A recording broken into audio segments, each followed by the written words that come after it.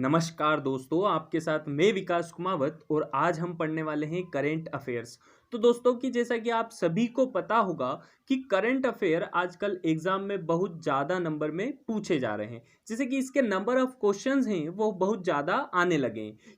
और current affair हमारे लिए बहुत इम्पोर्टेंट हो जाता है क्योंकि इसके अंतर्गत हम कई सारे सब्जेक्ट भी कवर करते हैं। तो दोस्तों इसीलिए मैं आपके लिए ला रहा हूं करंट अफेयर्स। और दोस्तों आपके रिस्पॉन्स के ऊपर मैं डेली करंट अफेयर भी आपके लिए लाऊंगा।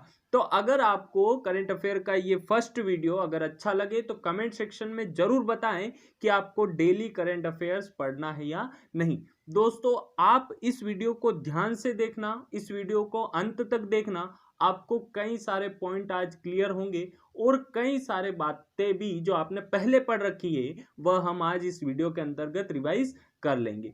और करंट अफेयर में हम स्टैटिक जीके वाला पार्ट भी बहुत अच्छे से कवर कर लेते हैं क्योंकि जो घटना घटित होती है उससे अगर कोई स्टैटिक जीके का पॉइंट रिलेशन रखता है तो हम उस पॉइंट को भी अच्छे से पढ़ते हैं। तो दोस्तों करंट अफेयर मन लगाकर पढ़ना, ध्यान से पढ़ना। मैं आपके लिए डेली करंट अफेयर भी लाने वाला हूं। इस वीडियो के रिस्पांस के ऊपर हम आगे भी करंट अफेयर्स पढ़ते रहेंगे। तो हम बढ़ते हैं आज के हमारे पहले क्वेश्चन की ओर। आज का हमारा पहला क्वेश्चन जो कि मोस्ट इंपॉर्टेंट क्वेश्चन है दोस्तों, क्योंकि यह एक योजना है और योजना का भी नाम प्रधानमंत्री के नाम पर रखा गया है, क्योंकि इस योजना का नाम है प्रधानमंत्री वय वंदना योजना। तो दोस्तों बात हो रही है प्रधानमंत्री वय वंदना योजना की। तो यह योजना किसके द्वारा शुरू की गई? तो यह योजना शुरू की गई LIC के द्वारा। हमारा आंसर है ऑप्शन ए, भारतीय जीवन बीमा निगम LIC के द्वारा ये शुरू की गई। अब बात हो रही है कि वय वंदना योजना किसके लिए है? तो यह 60 वर्ष से अधिक जिसकी उम्र हो चुकी है यह योजना उसके लिए है और यह वरिष्ठ नागरिकों की पेंशन से संबंध रखती है। अब बात करें इस योजना की अवधि कितनी है? तो इस योजना की अवधि है 10 वर्ष। और अब बात करते हैं हम LIC की। तो LIC का सबसे पहले बात करें कि मुख्यालय कहां पर है? तो LIC का मुख्यालय है महाराष्ट्र, मुंबई में। ठीक है दोस्तों। फिर बात करें कि LIC के अध्यक्ष कौन है? तो LIC के अध्यक्ष हैं MR कुमार। ठीक है दोस्तों, तो आपको याद रखना है LIC के अध्यक्ष हैं MR कुमार। फिर बात करें LIC की स्थापना कब हुई थी? तो LIC की स्थापना हुई थी 1 सितंबर 1956 को। कब हुई थी दोस्तों? 1 सितंबर 1956 को LIC की स्थापना की गई थी। ठीक है दोस्तों, तो आपको इतनी सारी बातें इस क्वेश्चन के अंतर्गत ध्यान रखना है। हमारा नेक्स्ट क्वेश्चन है नाइजर में भारत के नए राजदूत कौन हैं? जैसा कि दोस्तों आप सभी को पता है कि अलग अलग कंट्री में अपनी कंट्री के राजदूत होते हैं। ठीक है, प्रत्येक कंट्री के राजदूत दूसरी कंट्रियों में होते हैं। तो दोस्तों नाइजर की बात करें कि नाइजर में भारत का जो राजदूत है उनका नाम क्या है? तो उनका नाम है PK नायर। जो अभी बनाए गए हैं, नए बनाए गए हैं, उनका नाम है PK नायर। अब बात करें कि इनके पहले कौन थे नाइजर में राजदूत? तो वो थे राजेश अग्रवाल। इनके पहले कौन थे? राजेश अग्रवाल। फिर बात करें कि पंकज सरन कहाँ के राज्यपाल हैं? तो जो पंकज सरन राजदूत हैं, तो पंकज सरन जो है वह रूस के राजदूत हैं, यानी कि भारत के राजदूत हैं कहां पर? रूस में। और फिर बात करें कि जो गौतम बम्बवाले हैं यह है हमारे राजदूत कहां पर? पाकिस्तान में। ठीक है दोस्तों, तो आपको इन चारों के बारे में ध्यान रखना है। अब फिर बात करते हैं हम नाइजर की। तो नाइजर की राजधानी है नियामी और यहाँ के राष्ट्रपति हैं महामदो इस्सेसोफू। आपको नाम याद रखना है, महामदो इस्सेसोफू नाइजर के क्या हो गए? ये राष्ट्रपति हो गए। फिर हमारा नेक्स्ट क्वेश्चन है किस भारतीय सेना ने PPE किट नवरक्षक तैयार की है? यानी कि हमारी भारतीय सेना के द्वारा एक किट बनाई गई जिसका नाम है नवरक्षक किट। तो सबसे पहले तो हम इस PPE किट के बारे में बात करें कि यह किट किसके लिए बनाई गई। तो यह बनाई गई जो हमारी रक्षा करते हैं, जो कोविड-19 से लड़ते हैं। कोविड-19 महामारी जो आज पूरे विश्व में फैली हुई है उससे लड़ते हैं और हमारी रक्षा करते हैं, जैसे स्वास्थ्य कर्मचारी हॉस्पिटल का जितना भी स्टाफ होता है उनके लिए यह किट बनाई गई। अब बात करें कि यह किट किसके द्वारा बनाई गई, तो यह किट मुंबई में इंस्टीट्यूट ऑफ नेवल मेडिसिन के मेडिकल स्पेशलिस्ट एक सर्जन हैं जिनका नाम है लेफ्टिनेंट कमांडर अर्नब घोष, उनके द्वारा यह किट बनाई गई। तो अर्नब घोष के द्वारा यह किट बनाई गई। अब फिर बात करते हैं कि यह आपको समझ में आ गया होगा कि अब यह किट किसने बनाई है। तो यह किट बनाई गई है हमारे देश की जल सेना, हमारी नेवी, ठीक है, हमारी जल सेना, हमारी नेवी के द्वारा यह किट बनाई गई। अब बात करते हैं कि हमारे नौसेना या जल सेना के प्रमुख कौन हैं, तो हमारे जल सेना के प्रमुख हैं एडमिरल करमबीर सिंह। अब हम बात करें कि जो हमारी वायुसेना है उसके प्रमुख कौन है, तो हमारी वायुसेना के प्रमुख है राकेश सिंह भदौरिया।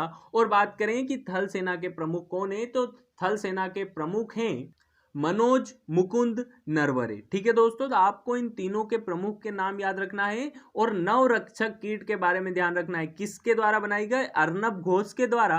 और कौन सी सेना, तो जल सेना के द्वारा इसे बनाया गया। ठीक है दोस्तों, तो आपको इतनी बातें ध्यान में रखना है। फिर हमारा नेक्स्ट क्वेश्चन है बलवीर सिंह दोसांझ का संबंध किस खेल से है। दोस्तों नाम ध्यान में रखना है, बलवीर सिंह दोसांझ, तो इनका संबंध था हॉकी से। ठीक है दोस्तों, अभी फिलहाल ही में इनका निधन हो गया है। ठीक है दोस्तों, तो बलवीर सिंह दोसांझ का संबंध हॉकी से है।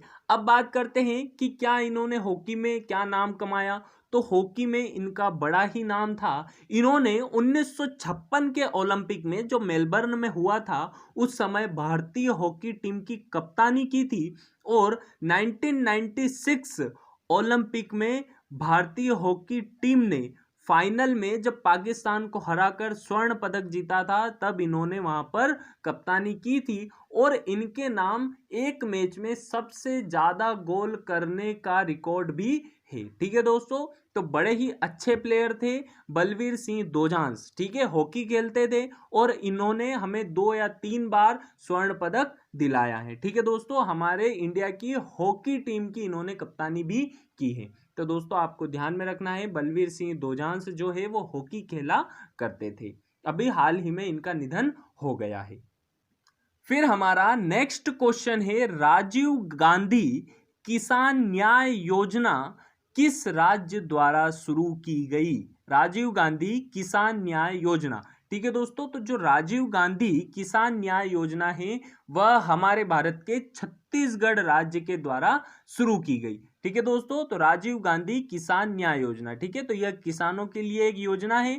ठीक है दोस्तों, तो छत्तीसगढ़ के द्वारा इसे शुरू किया गया। अब फिर बात करें छत्तीसगढ़ की, तो छत्तीसगढ़ के मुख्यमंत्री हैं भूपेश बघेल। कौन है दोस्तों, भूपेश बघेल हैं छत्तीसगढ़ के मुख्यमंत्री। और बात करें यहाँ के राज्यपाल की, तो यहाँ के राज्यपाल हैं अनुसुईया उइके। ठीक है दोस्तों, तो छत्तीसगढ़ के सीएम हैं भूपेश बघेल और यहाँ के गवर्नर हैं अनुसुईया उइके। तो आपको ये दोनों बातें ध्यान में रखना है।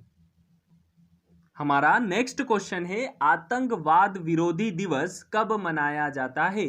तो आतंकवाद विरोधी दिवस 21 मई को मनाया जाता है। कब मनाया जाता है दोस्तों, 21 मई को, क्योंकि इस दिन हमारे भारत के प्रधानमंत्री राजीव गांधी की पुण्यतिथि की स्मृति भी है। ठीक है दोस्तों, इसीलिए आतंकवाद विरोधी दिवस मनाया जाता है 21 मई को। तो आपको ध्यान में रखना है 21 मई को कौन सा दिवस होता है, तो 21 मई को होता है आतंकवाद विरोधी दिवस। इस दिवस को आतंकवाद के विरोध में चर्चा की जाती है, आतंकवाद को कैसे रोका जाए और उनके द्वारा की गई जो हानियां हैं उनको कैसे रोका जाए। आतंकवाद को कम करने के लिए उनकी जो भी गतिविधियां हैं उन्हें रोकने के लिए इस दिन बात विचार किए जाते हैं। ठीक है दोस्तों, तो आतंकवाद विरोधी दिवस होता है 21 मई को। फिर हमारा नेक्स्ट क्वेश्चन है विश्व बैंक की नई मुख्य अर्थशास्त्री कौन है। तो बात कर रहे हैं दोस्तों वर्ल्ड बैंक की। तो वर्ल्ड बैंक की नई मुख्य कार्यकारी अर्थशास्त्री हैं कॉरमेन रेनहार्ट। ठीक है दोस्तों, तो आपको इनका नाम ध्यान में रखना है, कॉरमेन रेनहार्ट। इनको विश्व बैंक की यानी कि वर्ल्ड बैंक की मुख्य अर्थशास्त्री नियुक्त किया गया है। ठीक है दोस्तों, तो आपको ध्यान में रखना है। अब फिर बात करते हैं कि विश्व बैंक के प्रेसिडेंट कौन है, तो विश्व बैंक के प्रेसिडेंट हैं डेविड मालपास। और बात करें कि विश्व बैंक की स्थापना कब की गई थी, तो विश्व बैंक की स्थापना 1945 में की गई थी। अब बात करते हैं कि जो विश्व बैंक है इसका मुख्यालय कहाँ है, तो विश्व बैंक का मुख्यालय है वॉशिंगटन डीसी में। ठीक है दोस्तों, कहाँ पर, वॉशिंगटन डीसी यूएसए में इसका मुख्यालय है। तो आपको ध्यान रखना है, वॉशिंगटन डीसी यूएसए में इसका मुख्यालय है।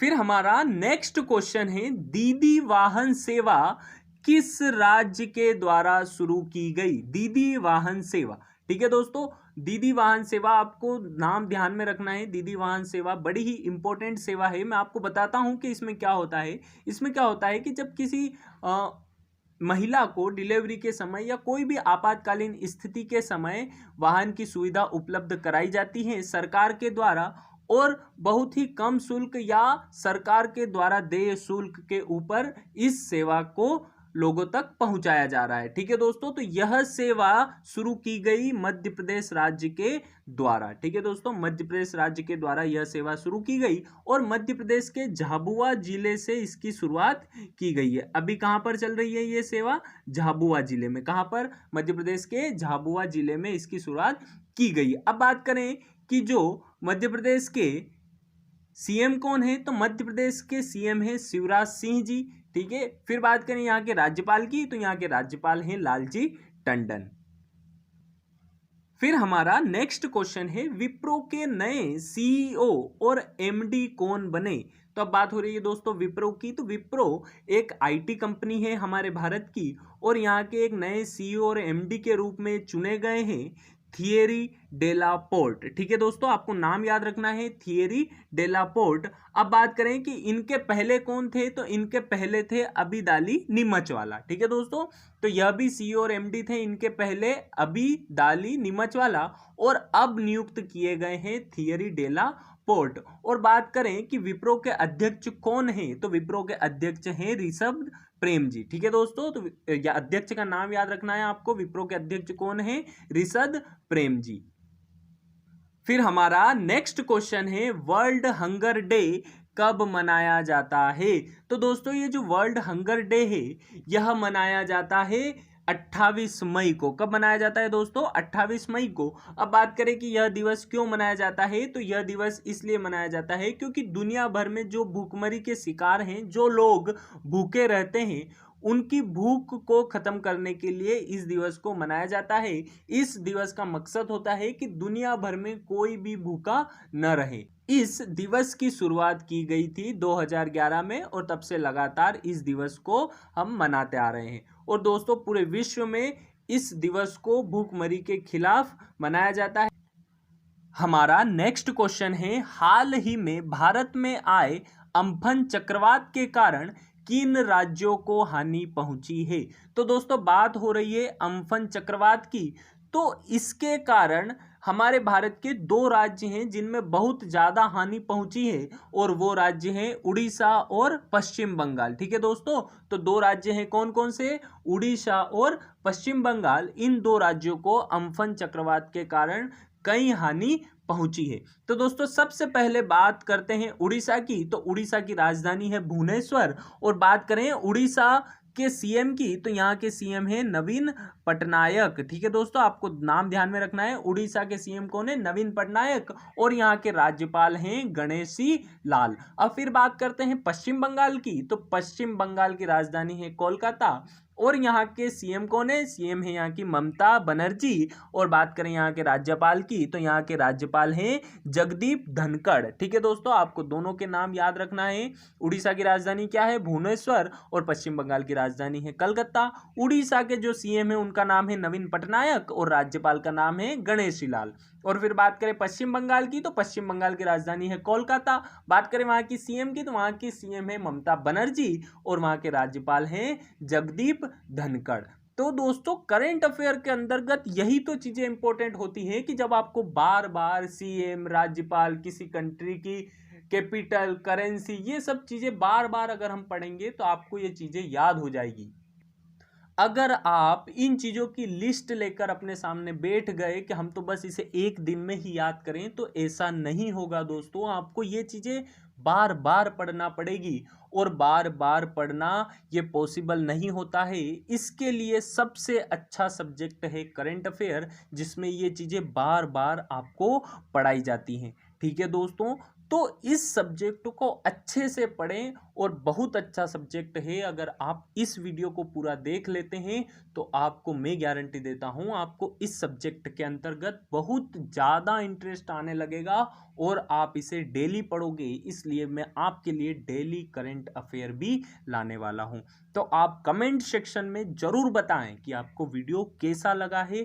ठीक है दोस्तों, अभी हम और भी आगे पढ़ेंगे। अभी कुछ आज मैंने ज़्यादा क्वेश्चन कवर किए हैं ताकि आप इस सब्जेक्ट को समझ पाओ कि इस सब्जेक्ट में ऐसा क्या है जो एग्जाम में ज़्यादा पूछता है, और इस सब्जेक्ट के पढ़ने के फ़ायदे क्या हैं। किसी भी सब्जेक्ट को अगर हम पढ़ते हैं तो हम देखते हैं कि एग्ज़ाम में कितने नंबर का आ रहा है, सब्जेक्ट कैसा है, हमें समझ में आ रहा है या नहीं। ये चीज़ें हम सब्जेक्ट के पढ़ने के पहले देखते हैं। तो मैं आपको आज वही चीज़ें समझा रहा हूँ। ठीक है दोस्तों, मैं आज थोड़ी चीज़ें थोड़ी सी कम भी बताऊंगा, क्योंकि पहला दिन है तो अब मैं आपको ज़्यादा डीप में ना ले जाऊं, इसलिए मैं आपको ऊपर ऊपर से ही बातें बता रहा हूं। जब हम डेली पढ़ना शुरू कर देंगे तो आपको कई सारी चीज़ें याद हो जाएगी। मैं मुझसे बोलने से पहले आप बोल दोगे कि इसकी राजधानी ये, इसका सीएम ये, इसका राज्यपाल ये। ठीक है दोस्तों, बढ़ते हैं आज के हमारे नेक्स्ट क्वेश्चन की ओर। हमारा नेक्स्ट क्वेश्चन है, टेनिस खिलाड़ी जेमी हैम्पटन का संबंध किस देश से है।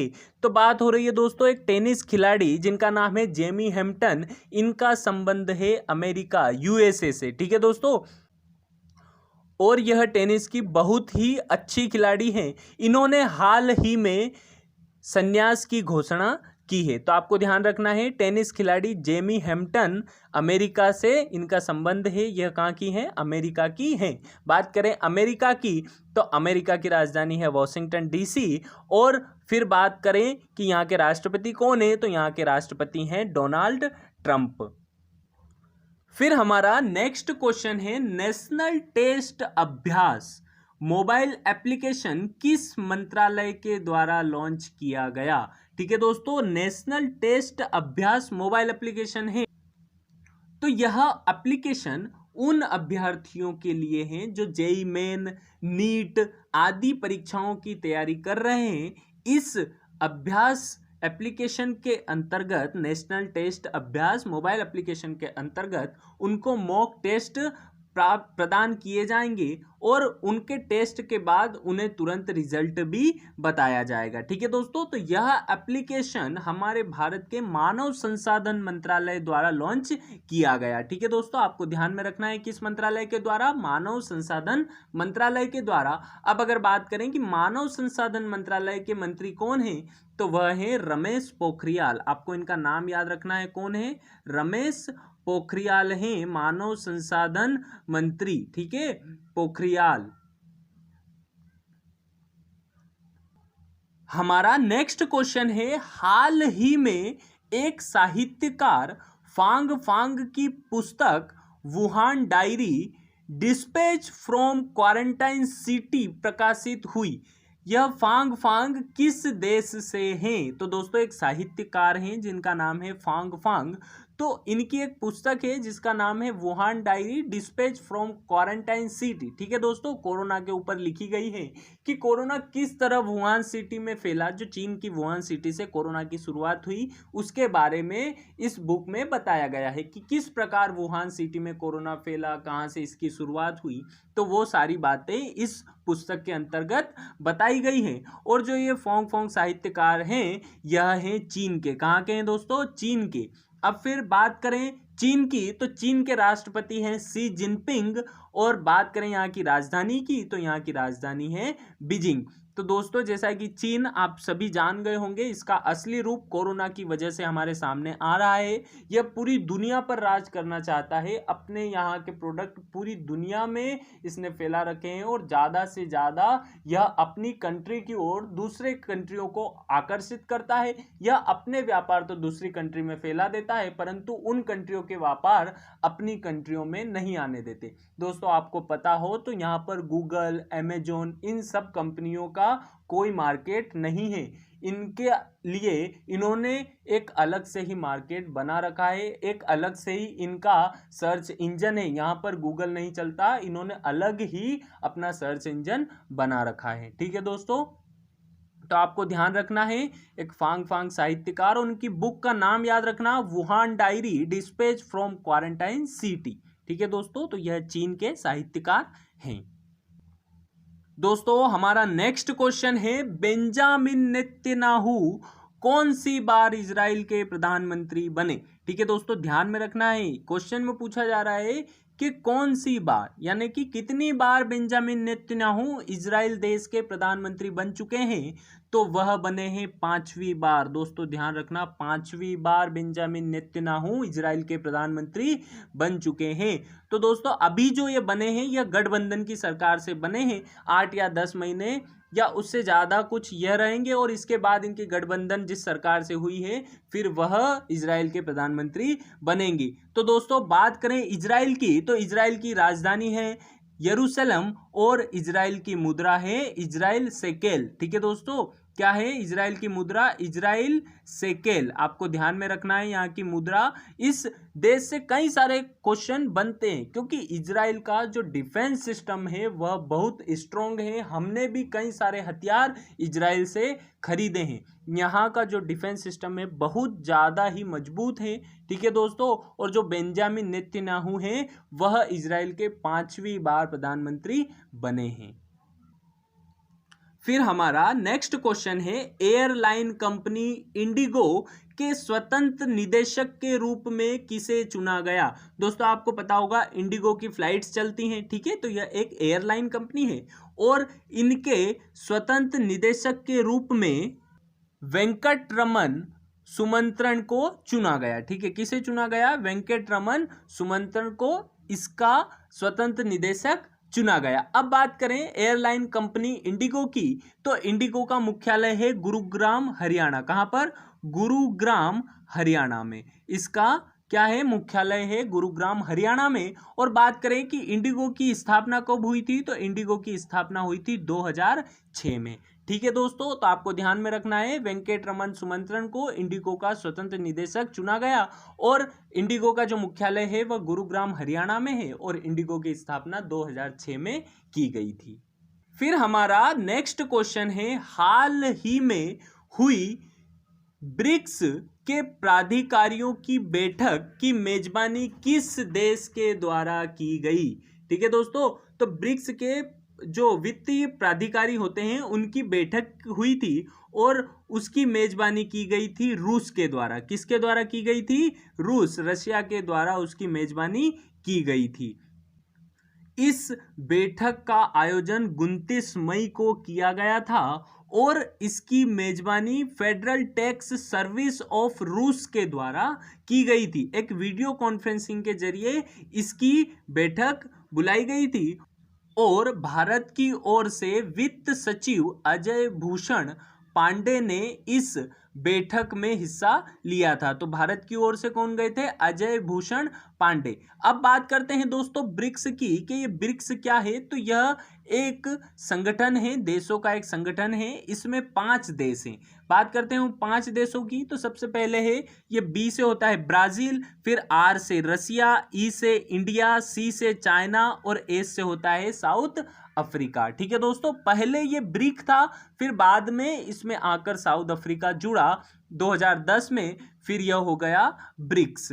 ठीक है दोस्तों, अब बात करते हैं ब्रिक्स का मुख्यालय कहां पर है? तो ब्रिक्स का मुख्यालय है संघाई। संघाई कहां पर है दोस्तों? संघाई है चीन में। तो ब्रिक्स का जो मुख्यालय है वह है संघाई चीन में। और बात करें कि ब्रिक्स के अध्यक्ष कौन हैं, तो ब्रिक्स के अध्यक्ष हैं केवी कामत। कौन है दोस्तों? केवी कामथ, आपको इनका नाम भी याद रखना है। तो ब्रिक्स के अध्यक्ष हैं केवी कामथ। फिर दोस्तों हमारा नेक्स्ट क्वेश्चन है, अंतरराष्ट्रीय एवरेस्ट दिवस कब मनाया जाता है? तो अंतरराष्ट्रीय एवरेस्ट दिवस मनाया जाता है 29 मई को, और इस दिन 29 मई 1953 को सर एडमंड हिलेरी जो कि नेपाल के थे और तेजिंग नोर्गे जो कि न्यूजीलैंड के थे, इनके द्वारा एवरेस्ट पर फतह की गई थी। ठीक है दोस्तों, अब फिर बात करें एवरेस्ट की, तो माउंट एवरेस्ट की, तो माउंट एवरेस्ट की ऊंचाई है 8,850 जो कि विश्व में सबसे ऊंचा पर्वत है। ठीक है, तो माउंट एवरेस्ट की ऊंचाई हो गई 8,850 मीटर। और फिर यह कहाँ पर स्थित है? तो यह नेपाल में स्थित है। अब फिर बात करें नेपाल की, तो नेपाल के राष्ट्रपति जो हैं उनका नाम है विद्या देवी भंडारी, यह एक फीमेल है, और नेपाल की राजधानी है काठमांडू। तो आपको ध्यान में रखना है नेपाल की काठमांडू क्या है, नेपाल की राजधानी क्या है? तो नेपाल की राजधानी है काठमांडू। और एवरेस्ट की ऊंचाई कितनी है दोस्तों? 8,850 मीटर। आपको ध्यान में रखना है कितनी? 8,850 मीटर। फिर हमारा नेक्स्ट क्वेश्चन है, गोवा राज्य स्थापना दिवस कब मनाया जाता है? तो जो गोवा राज्य है हमारे भारत का, उसका स्थापना दिवस कब मनाया जाता है? तो उसका स्थापना दिवस मनाया जाता है 30 मई को। कब मनाया जाता है दोस्तों? 30 मई को। और जो गोवा है वह भारत का सबसे छोटा राज्य है। कौन सा राज्य है? सबसे छोटा राज्य है। क्षेत्रफल की दृष्टि से वह हमारे भारत का सबसे छोटा राज्य है। और अगर हम बात करें कि गोवा के सीएम कौन है, तो गोवा के सीएम हैं प्रमोद सावंत। ठीक है दोस्तों, इनका नाम याद रखना है आपको, कौन है? गोवा के सीएम प्रमोद सावंत। और अगर यहाँ की बात करें कि यहाँ के जो राज्यपाल हैं वो कौन है, तो राज्यपाल हैं सत्यपाल मलिक। कौन है? सत्यपाल मलिक यहाँ के राज्यपाल हैं। तो इन दोनों के नाम आपको ध्यान में रखना है। ठीक है दोस्तों, अब बढ़ते हैं नेक्स्ट क्वेश्चन की ओर। अब दोस्तों करंट अफेयर का जो भी डेली वीडियो आएगा, मैं उसमें बाकी करंट अफेयर के जो डेली करंट अफेयर के क्वेश्चन है वो तो करवाऊंगा, बट एक स्टैटिक जीके का क्वेश्चन मैं आपसे पूछूंगा हर रोज। वह क्वेश्चन कुछ भी हो सकता है, स्टैटिक जीके से रिलेटेड। आपको उसका आंसर कमेंट सेक्शन में देना है। मैं उसका आंसर आपको नेक्स्ट वीडियो में यानी अगले दिन के आने वाले वीडियो में बताऊंगा। ठीक है दोस्तों, तो आज का आपका क्वेश्चन है, साउथ कोरिया, दक्षिण कोरिया की राजधानी क्या है? तो आपको कमेंट सेक्शन में इसका आंसर देना है। तो दोस्तों आपको ये वीडियो कैसा लगा कमेंट सेक्शन में जरूर बताना है। सबसे जरूरी काम आपका यही है कि आप कमेंट सेक्शन में बताएं कि वीडियो आपको कैसा लगा। मैं आपके लिए ऐसे ही, और दोस्तों आज मैंने थोड़ा सा ऊपर से आपको बताया है क्योंकि आज आपका पहला दिन था। मैं नेक्स्ट वीडियो में आपको अच्छे से, और आगे जैसे जैसे हम पढ़ते जाएंगे आपको भी नॉलेज होता जाएगा, और फिर हम उस नॉलेज के आधार पर हम कुछ डीप में बातें भी करेंगे। तो ठीक है दोस्तों, यहीं पर वीडियो को ख़त्म करते हैं। अगर वीडियो अच्छा लगा हो तो अपने बाकी दोस्तों के साथ भी शेयर कर दो, क्योंकि करंट अफेयर बहुत ही इंपॉर्टेंट सब्जेक्ट होता है। आप एग्जाम के पेपर उठाकर देख लेना, आपको सबसे ज़्यादा जो क्वेश्चन मिलेंगे वो मिलेंगे करंट अफेयर से, और इससे कई सारे अदर सब्जेक्ट भी कवर होंगे। तो अपने दोस्तों को ज़्यादा से ज़्यादा शेयर करो, फटाफट वीडियो को लाइक करो। मिलते हैं दोस्तों नेक्स्ट वीडियो में। जय हिंद, जय भारत।